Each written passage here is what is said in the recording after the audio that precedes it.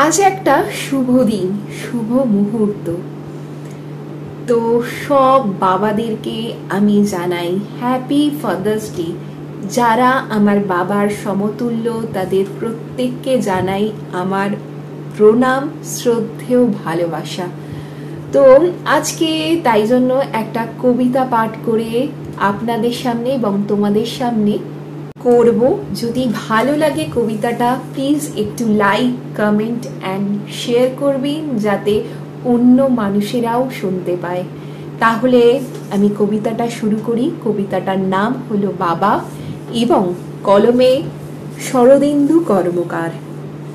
পিতৃদিবস পালিত হয় শহর থেকে গ্রামে, পিতা কেন অশ্রু ঝরায় আজও বৃদ্ধাশ্রমে। যে পিতার হাত ধরে হাঁটতে শিখেছে রাস্তা, সে পিতার পিতৃত্ব আজ যে বড়ই সস্তা। মাথার ওপর বট গাছটা যতদিন দিয়েছে ছায়া, সুশিক্ষিত সন্তান তার ভুলতে পারেনি মায়া। পিতা নামক বস্তুটিকে বৃদ্ধাশ্রমে দিয়ে আজকে ছেলে বড়ই সুখী সন্তান নিয়ে।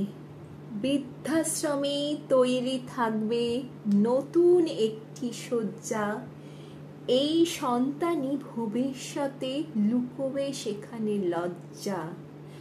রুদ্ধ হোক বৃদ্ধাশ্রম এই কামনা করি, আমরা যেন প্রতিটি গৃহে একটি বৃদ্ধাশ্রম গড়ি।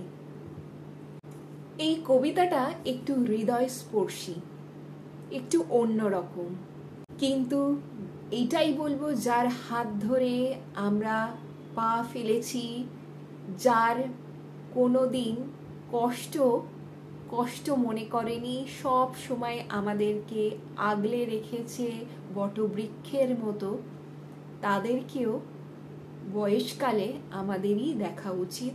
তারা যেরকম আমাদেরকে ছোটবেলায় আদরে স্নেহে ভরিয়ে রেখেছিল, আমরা হয়তো বাবা বা মায়ের ঋণ কখনো শোধ করতে পারি না, কিন্তু যতটা সম্ভব হয় যার যতটা, সে সেভাবেই যেন তার বাবা মাকে যত্ন করে বয়সকালে। এটাই বলবো। নমস্কার।